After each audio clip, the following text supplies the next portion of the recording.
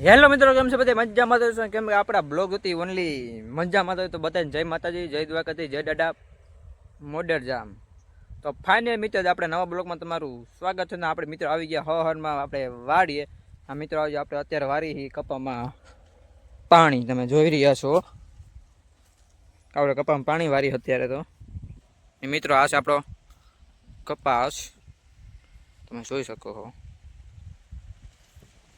ને મિત્રો વરસાદ જેવું છે અત્યારે, 11:30 જેવું થઈ ગયું. સમજો તમે, તડકો નીકળ્યો જ નથી આખો દી.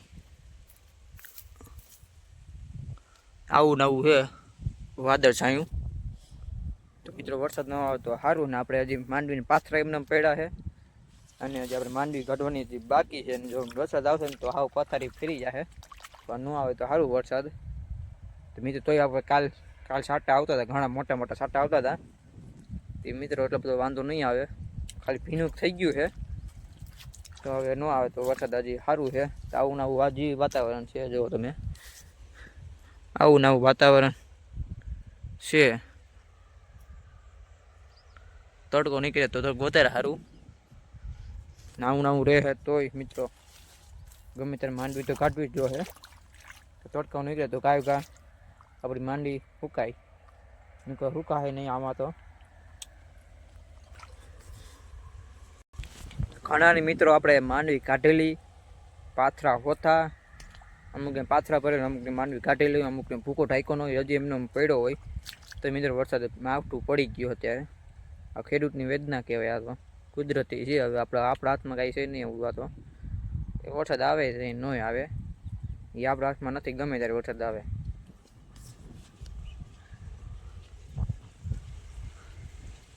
The next day. તો ફાઇનલ મિત્ર આપણો બીજો દિવસ ઉગી ગયો છે અને અત્યારે આપણે આવી ગયા હવારમાં વાટીએ. તો પેલા બધાને જય માતાજી, જય દ્વારકાથી, જય દાદા મોડેર જામ. તો ફાઇનલ મિત્ર આપણે અત્યારે પાણી વારવાનું છે. અત્યારે તો આપણે બીજું કંઈ કામ નથી. મિત્ર પાછો વરસાદ એવો ઘોર થયો છે વરસાદનો પાછો.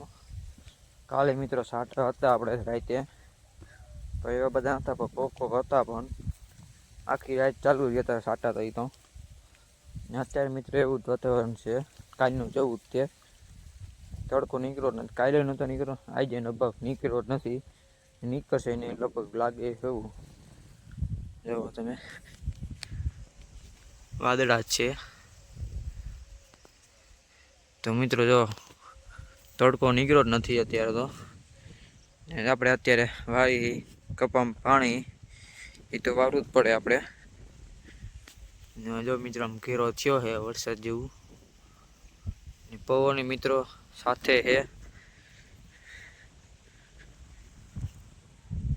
પવન મિત્રો બહુ ઠંડો આવે છે. શિયાળો જેવું વાતાવરણ થઈ ગયું હવે.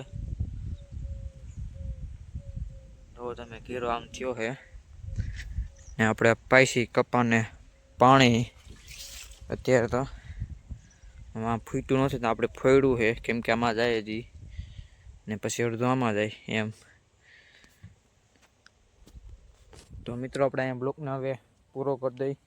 તમને કેવો લાગે તો કોમેન્ટમાં જરૂર બતાવજો. બધાને જય માતાજી, જય દ્વારકાથી, જય દાદા મોડેર જામ. તો ચલો મળી બીજા બ્લોગમાં. તો બધાને જય માતાજી.